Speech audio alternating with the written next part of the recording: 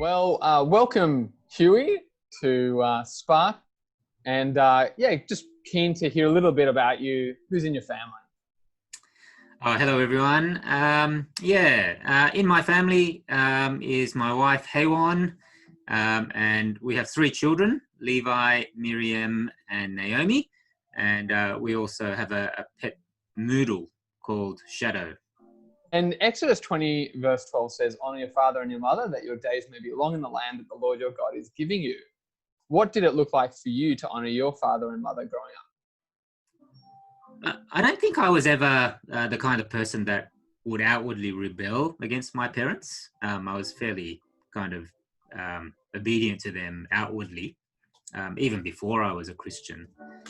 So I think for me growing up, learning to honor my father and mother was more about changing my attitude towards them.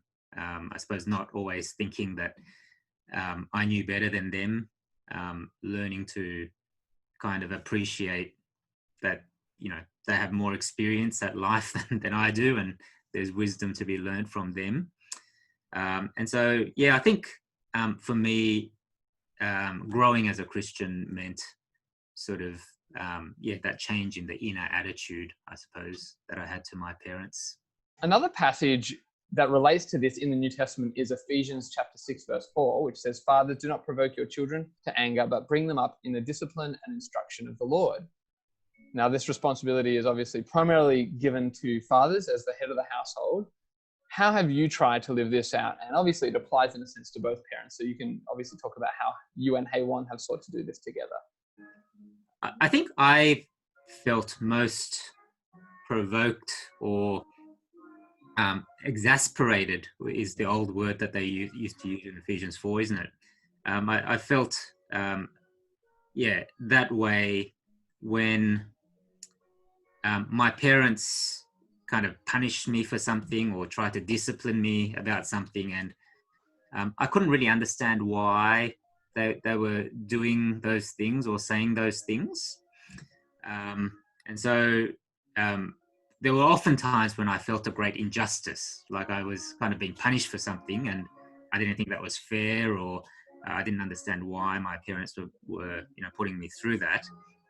And so I think raising our own children, my wife and I have tried to sort of explain the why, when we're disciplining our children or when they're in trouble for doing something. Question I just wanted to ask is, some people talk about honor your mother and father, which is obviously what's expressed in that the 5th commandment. Other people talk about obeying. Is there a difference between the two, and what does that look like? When you're a young child and you're growing up with your parents, it's very appropriate to do what they say as they care for you. I think as we get older, honoring may not simply be about kind of doing everything that your parents want you to. I think there may be times when it will be inappropriate to kind of go along with everything that your parents want you to do. I think it can get particularly tricky, for example, if you have non-Christian parents, and the things that they want for you in life and the values that they have, may be very different from what Jesus wants for our lives.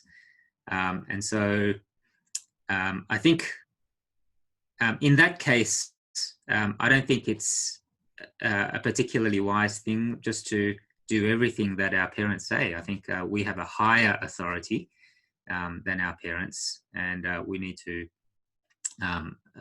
ultimately obey God and honor Him even above our earthly parents. What does it mean to honor your parents, even if you don't agree with them, or even if you don't go all the way in doing exactly what they say? Well, I think we honor our parents ultimately by relating to them out of love, I think.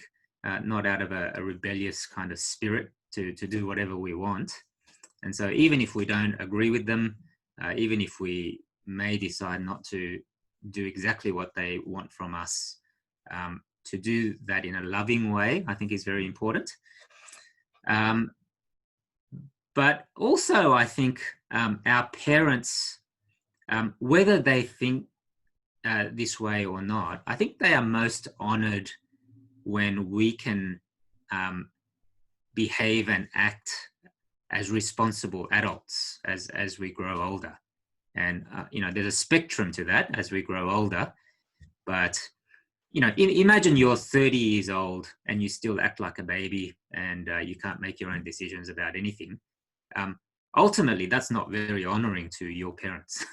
And thank you so much for your time, Huey. It's been very generous of you to give your time, and I've loved hearing all of your wisdom. Look forward to hearing more from it in the near future. Pleasure. Thanks for having me. Levi, you're a lucky son.